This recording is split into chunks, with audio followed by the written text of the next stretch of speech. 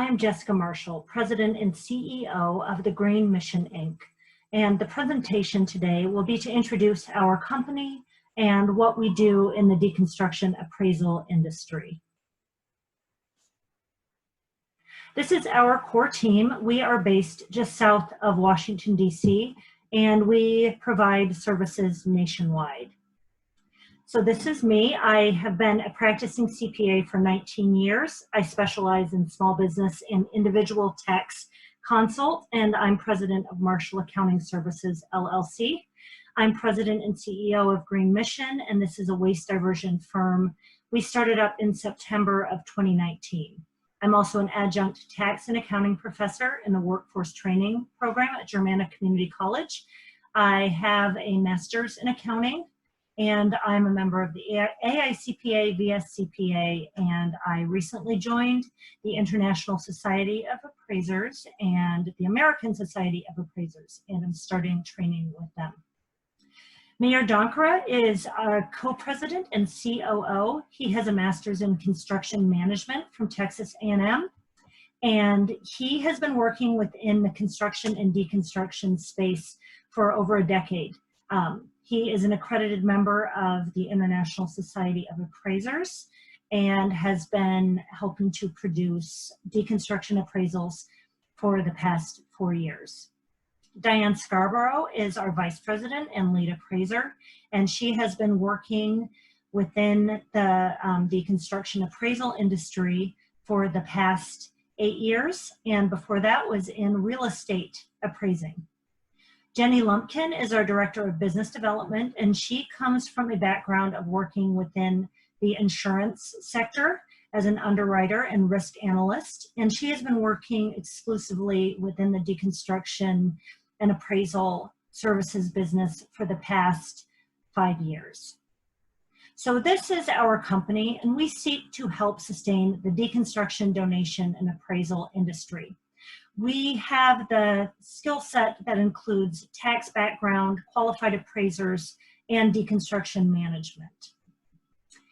So when there is an appraisal that is required by the IRS, if the fair market value is greater than $5,000, we need to ensure that these appraisals are produced conservatively, accurately, and in line with all IRS codifications, relevant case law, as well as with appraisal organization standards and USPAP, which is the generally accepted appraising standard. A qualified appraisal is made, signed, and dated by a qualified appraiser, and this gives the IRC notice where this can be read up on, and you can look for more details and read through that entire bulletin for the exact definition of what a qualified appraiser is. So appraising deconstruction materials. The deconstruction process is the careful unbuilding of a structure to salvage building materials for reuse or recycling. The owner can donate these materials and personal property to a 501c3 or a government entity and is eligible for a tax deduction for the IRS-defined fair market value of the materials. For donations in excess of $5 grand, the IRS requires the qualified appraisal by a qualified appraiser. So Code Section 170 for charitable contributions gives the definition of a qualified appraiser, and this includes someone who has earned an appraisal designation from a recognized professional appraisal organization.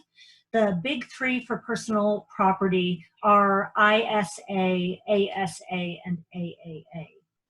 There are others as well, but these tend to be the three that pertain most to personal property.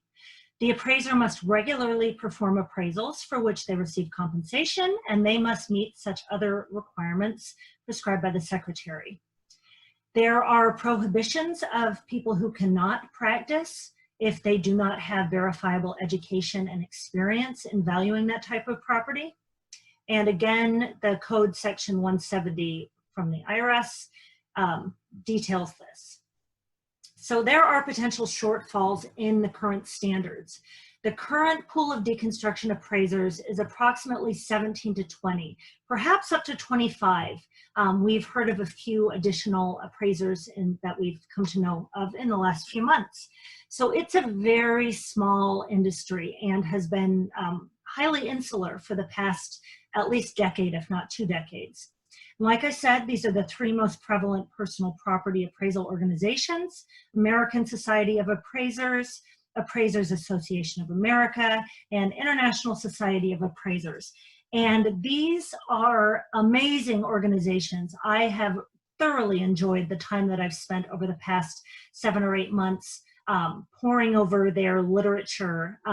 Since opening the company, I believe I'm up to about 4,600 pages that I've read of applicable IRC and appraisal organization documents and textbooks. Just great organizations, and so much can be gleaned from participation in one of these 3 appraisal organizations.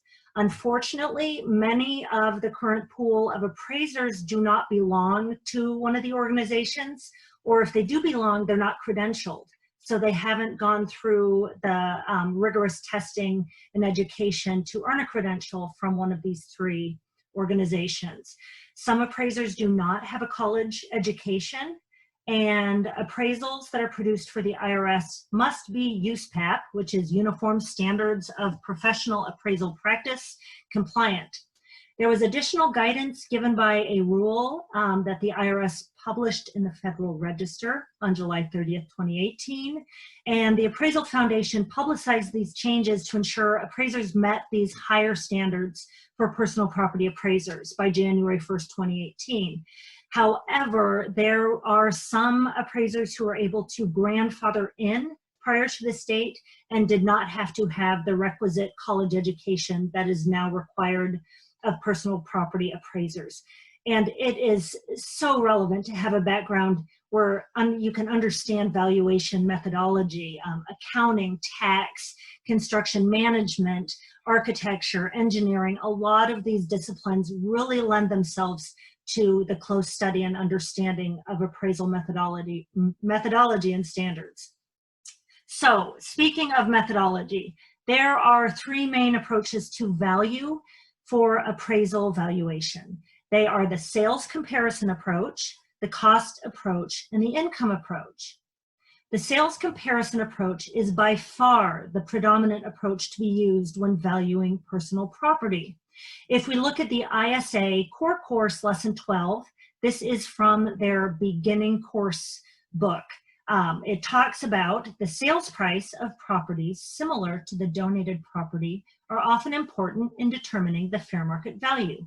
Using sales of comparable properties is often the most common way that the appraiser will show evidence for a value conclusion. Users of appraisals, such as the IRS, find this method the most convincing. If we move along to, this is the same book from ISA, this is the Core Course Lesson 1, Appraisal Theory Part 1. So this table is offered in the beginning coursework of ISA, and I've found similar standards with ASA as well. So appraising deconstruction materials and personal property easily falls within this first row here. The intended use is for donation, and it is to substantiate a tax deduction. So the appraisal objective is to determine fair market value. What approach do you use? Sales comparison, and the result is fair market value. If you move down a row, you see the cost approach. When is the cost approach used? This is predominantly used for insurance coverage, because if you are looking for an appraisal of the contents of your home in case there's a fire or a natural disaster that destroys everything, you're not looking for the fair market value. You're not looking to determine the value for gift, estate, or charitable contribution reasons with the IRS. You want your interior contents replaced. So these replacement costs are either used at new or comparable, and that's when the cost approach is used. The income approach is the present worth. That is a calculation of the future cash flows inherent in owning a property. That is very, very rarely used in personal property, especially in deconstruction. We are not valuing income generating property that we need to determine the present value. So like I said, cost approach, this is when used very seldom in deconstruction appraisals. This sometimes does need to be used if we can't find relevant market comparable data from the correct market in the correct time frame, and we still can opine that the material or property has value. Then what we will do is look at the cost approach and determine what that property is, the value of it new, and then apply depreciation to come to a value. This, again, is rarely used. We can find comparables in the open market quite easily, and they have been available for at least the past decade online and in retail reuse, architectural reuse spaces for the last 20 years.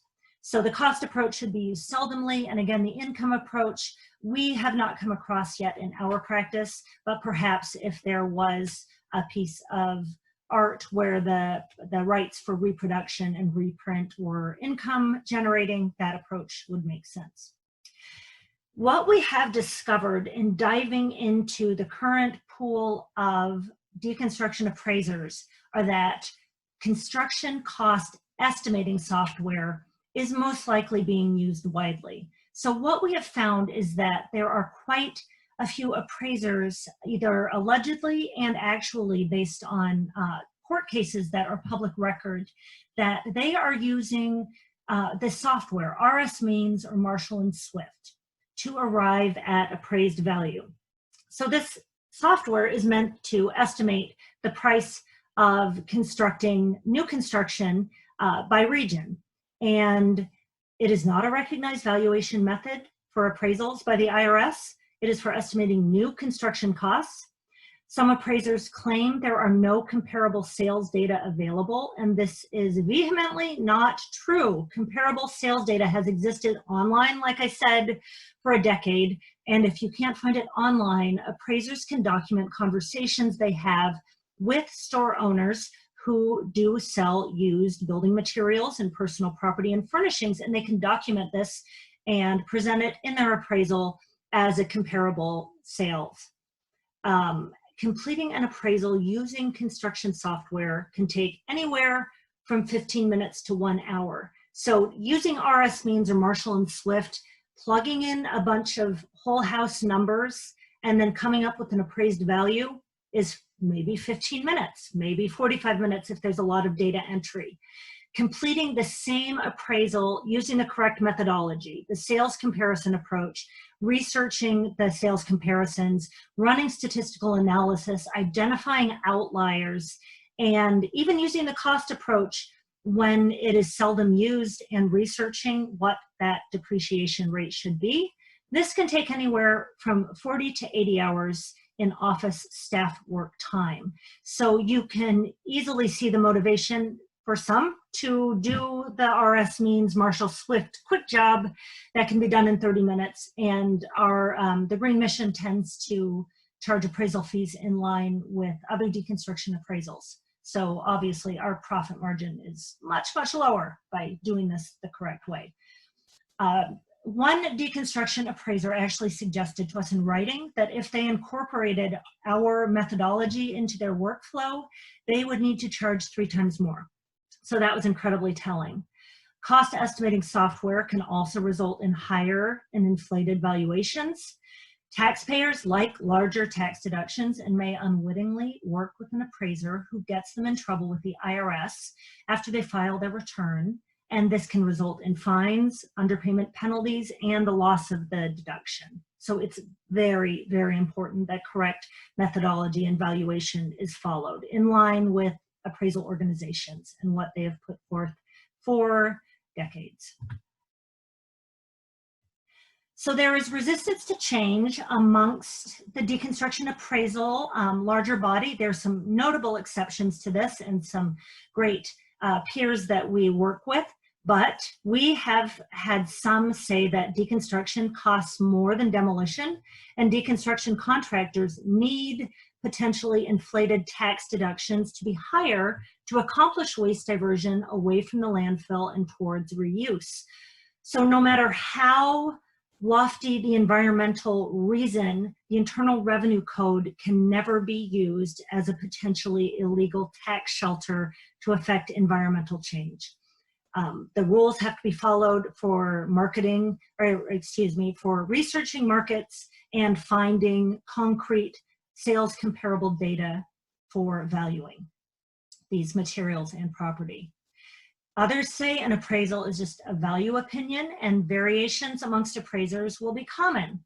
That is technically true, that we opine appraisal opinions. They are not hard and fast, like when I prepare a Schedule C that has concrete data put in there. Maybe there's a mile or two that somebody adds to their log that might not be legitimate, but it's very concrete in the tax world.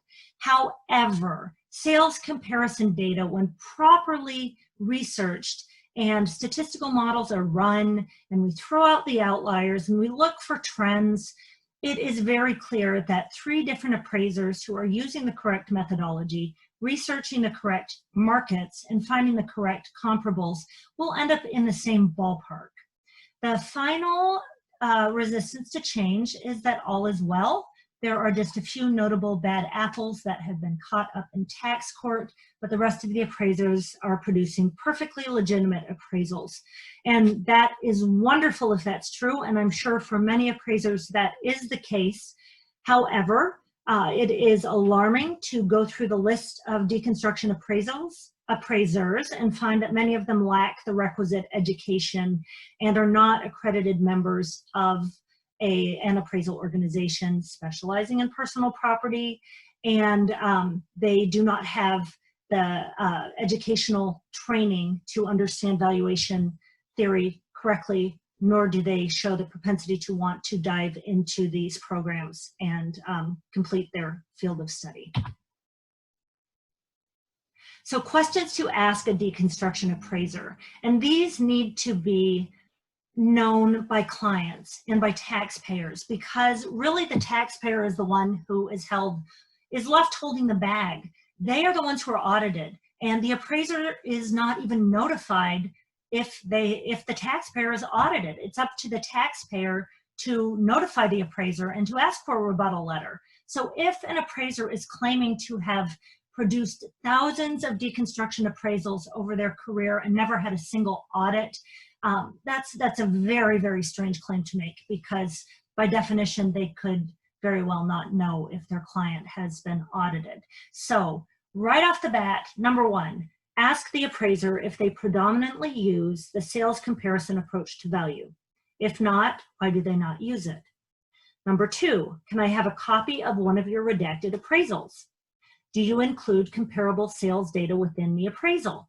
So our appraisals, especially a redacted copy that removes any confidential information, is one of our greatest advertising resources. Appraisers should be ready and willing to share these appraisals because it highlights what our best practices are and what our body of knowledge is able to produce. And including the comparable sales data within the appraisal, why not? Why hide it in the work file? If you have it and you have collected all of that data, include it in the appraisal. I've also spoken with clients and their CPAs and tax attorneys, and you technically don't need to attach or file the actual appraisal with Form 8283 unless the value of the donation is over $500,000 for personal property appraisals.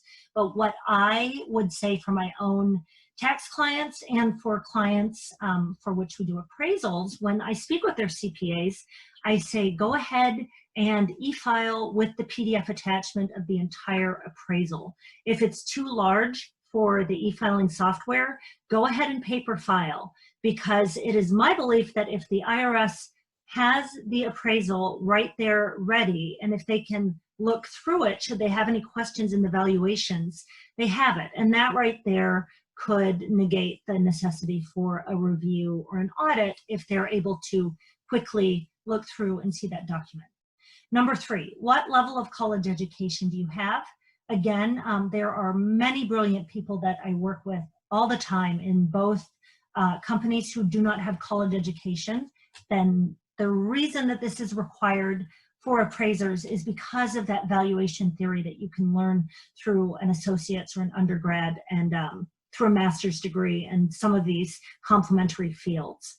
Number 4, to which appraisal organization are you an accredited member? If they are simply a member of an organization, then it wouldn't hurt to ask if they are pursuing accreditation, and if not, then why? Ask them if they value materials and property as personal or real property. I thought this was a solved issue, especially in light of some of the cases that came out of tax court. But we recently found out just this week that there are appraisers that are doing deconstruction appraisals using real estate valuations. So just as an example, a deconstructed home could end up having, let's say, $80,000 to $100,000 of salvageable wood, furniture, fixtures, deconstructed, detached personal property. The same appraisal for real estate would value the real estate improvements, and that value might be $350,000 or $400,000.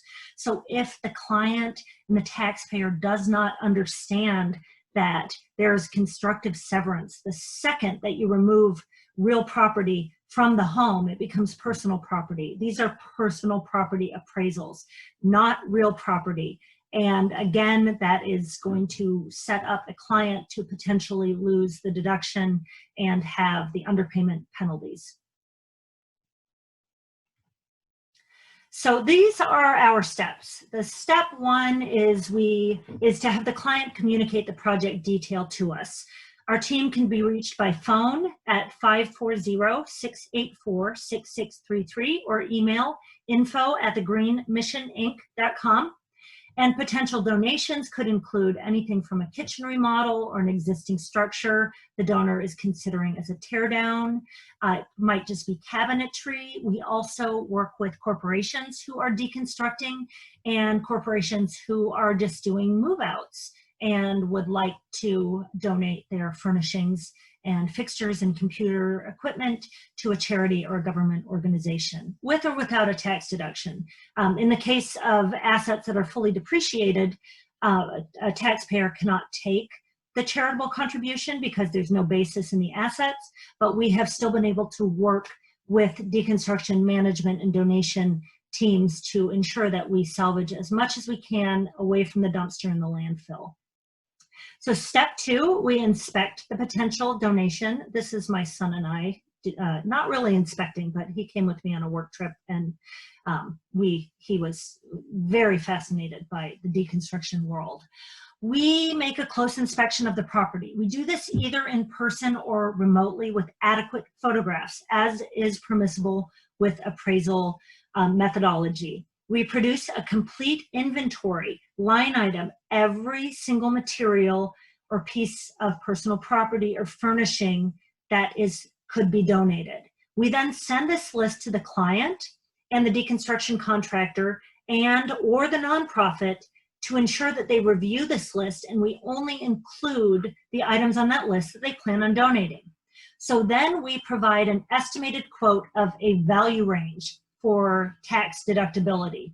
We use sales comparison data for creating this estimate. And on top of using sales comparison data, we're not going by square footage, we are not using estimation, we are using concrete, almost a mini appraisal to ensure the accuracy of this. We then provide this to the client within 24 to 48 hours after getting back that inventory list, because it is critical that the client can present this to their CPA and determine right away if this is something they want to pursue and if it makes sense for them, and if the numbers line up. The client, after speaking to their CPA, I am always happy to speak with CPAs or tax professionals. I keep both of my practices entirely separate. I do not have clients that overlap into either. So I do not provide CPA tax advice to deconstruction clients. but I'm happy to share the research that I've done and conference with CPAs to help them gain a better understanding. And really, prior to being introduced to this industry, I had probably only seen one or two substantial 8283s that required an appraisal, and one was for a single piano. So I saw the appraisal, it was one item appraisal, and honestly, if a client would have come to me with a very long list of deconstructed building materials, I would have had so many questions to determine how these are valued, how these are deducted, how are these appraisals done. So it's very normal for CPAs not to have heard of deconstruction donations, and I'm happy to share the research that we've done. So step 3 is the receipt of the appraisal valuation quote and contract for service. So like I said, we get the quote back within 24 hours in most cases, 48 hours if we have quite a bit of research we have to do. We send our contract for services, and our fees are based solely upon the amount of work it will take to complete the appraisal. It is absolutely not based on the underlying valuation. So per IRS guidelines, a taxpayer must procure this qualified appraisal to take the tax deduction. Step 4, we choose a nonprofit or government entity we help the client choose a nonprofit or government entity to receive the donation, or the client has already determined this themselves. The majority of clients have already come with a charity or a government entity in mind. For those who haven't, we share the IRS listing of qualified charities, which is found on the IRS website, and they can look through those charities. They can also look for architectural reuse, nonprofits, and salvage per cities. So government entities like parks and recreation departments, schools, public colleges are all eligible for receiving these donations, and the donor can take the tax deduction. So imagine the good that can be done by donating to homeless shelters, architectural salvage resellers, neighborhood schools, and so many other organizations. We see such amazing work that is done by these nonprofits, and it's just such rewarding work that we're doing. Step 5, the appraisal production commences. A deconstruction timeline and pickup date is determined in conjunction with the chosen nonprofit or governmental organization. This enables the donor to maintain control over the timeline. This is especially pertinent if the client is teaming with a builder who needs assurances that target deadlines will be met to start new construction. We can begin a small level of work on the appraisal based on the inspection data, but the bulk of our research occurs after we get the receipt of all necessary contemporaneous information from the chosen charity or donee. We need to have this because we need to know what we include on the appraisal. We absolutely make sure that our appraisal is checked up against what the nonprofit receives. There are times when specific building materials or personal property may originally be included in the inspection, but they are ultimately not donated. So we absolutely do not include these in the final appraised value.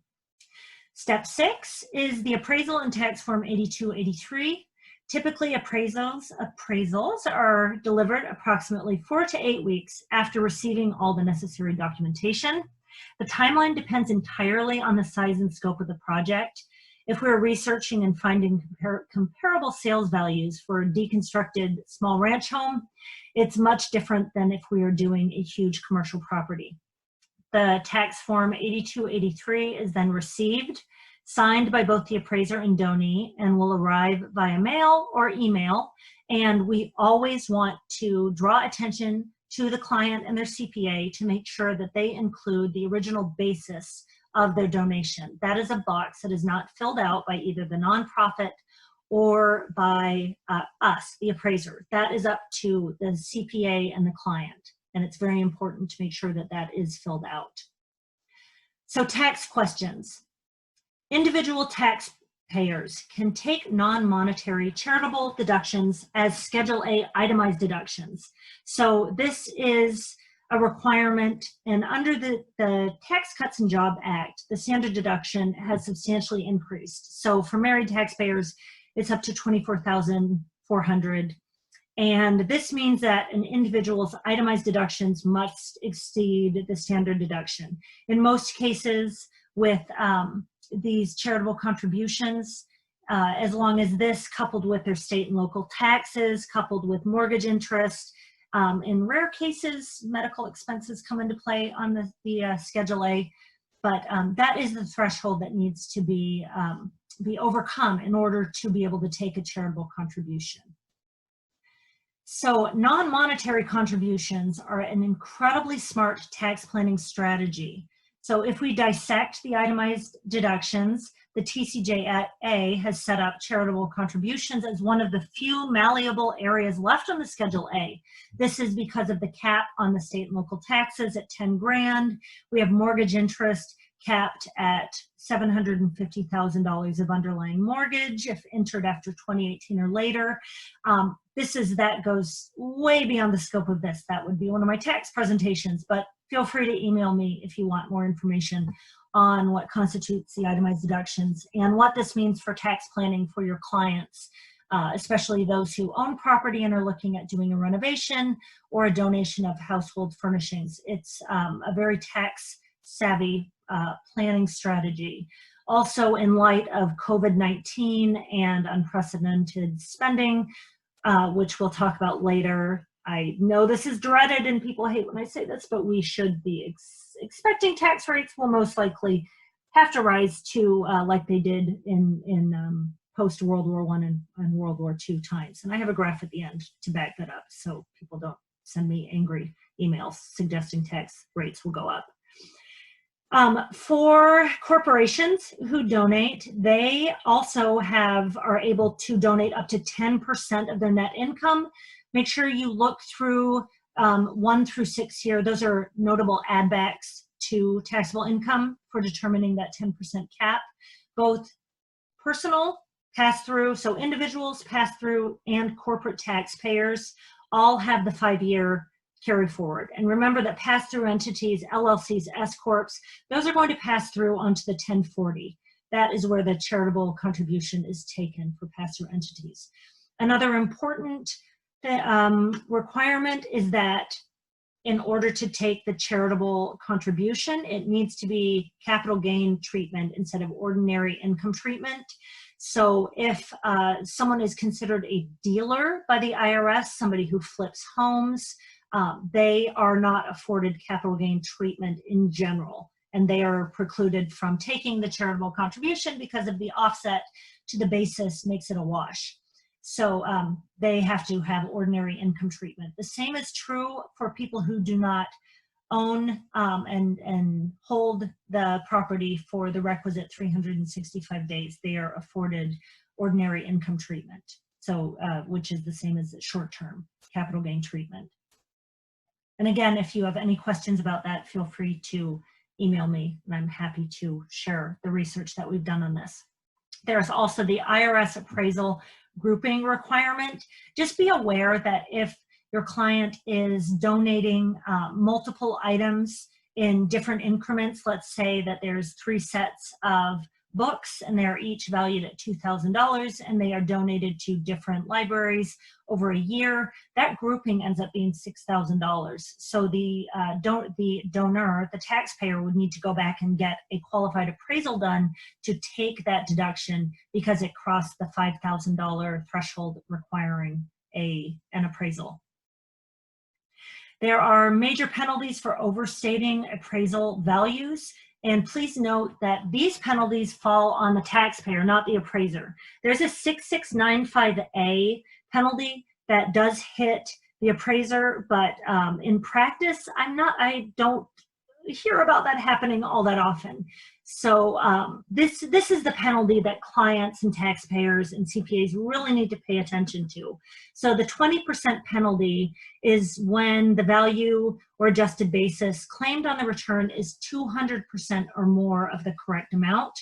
And if you underpaid your tax return by more than $5,000 because of the overstatement. The 40% penalty is if you overstated the value by 400% or more of the correct amount.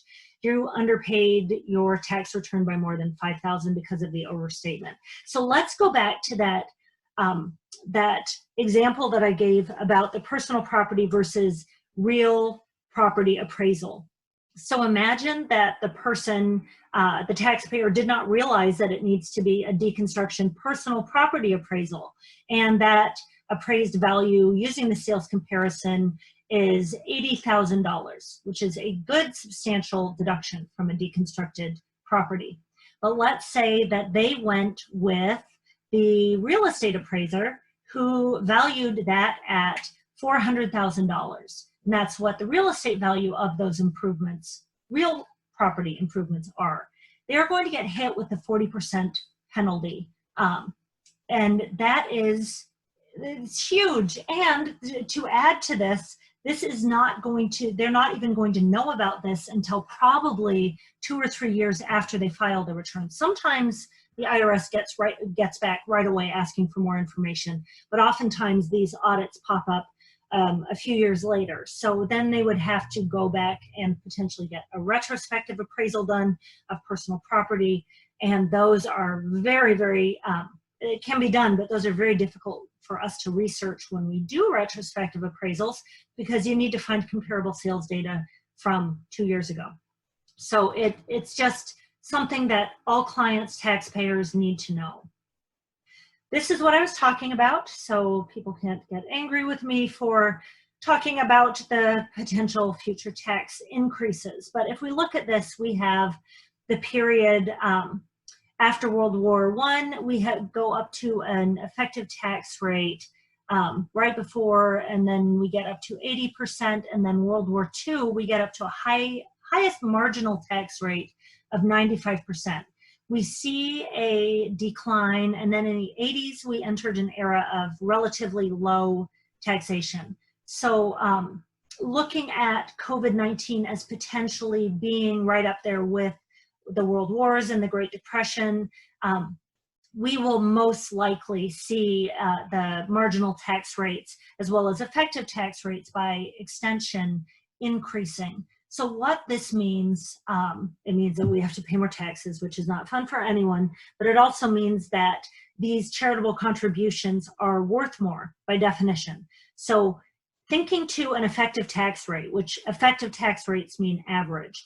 If your average tax rate is 25%, state and local combined, so for every dollar you give to charity, or every dollar worth of non-monetary that you give to a charity, you're getting a net effect of 25 cents back on the dollar on your tax return when you take that as an itemized deduction. So all of a sudden, if your federal and state tax rates jump and you've got an effective rate now of 35 or 40%, that means that every dollar you give is now worth 40 cents.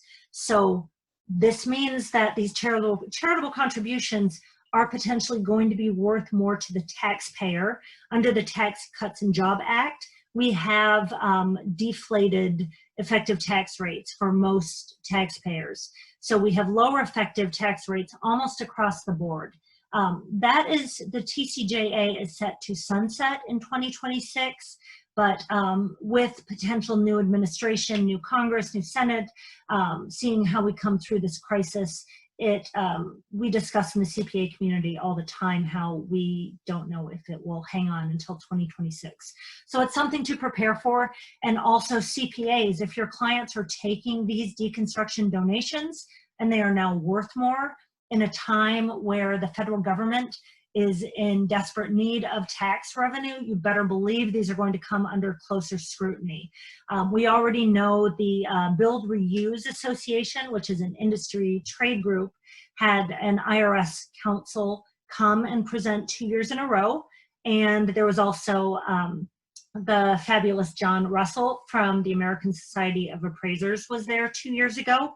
So this is a hot topic. Like I said, there are 2 cases that came out in summary judgment where the taxpayer lost their deconstruction deduction. So it's of the utmost importance that we are very, very careful with these deductions. They must be valued accurately. We absolutely have to make sure that the appraisers who are doing these appraisals are qualified and are using the correct methodology. So this is our contact information. That beautiful lady in the middle is Jennie Lumpkin, our Director of Business Development. You can email her, Jennie, Jennie, at thegreenmissioninc.com. And she is just fantastic. She is a walking Wikipedia of everything current in deconstruction, in the processes. She can walk the client through this from start to finish, and she's just fantastic. So please reach out to Jennie if you have any questions. You can email me about anything tax related and the research that we've been doing. I believe our research now is up to about 77 pages that we've put together so far. And you can follow us on Facebook, The Green Mission Inc., Twitter, Instagram, and our website has all of our latest articles. And I want to thank you for taking the time to watch this. It has been a pleasure, and I look forward to hearing from you and reaching out further. We'll do some more of these informational webinars as we keep doing research. Have a good night.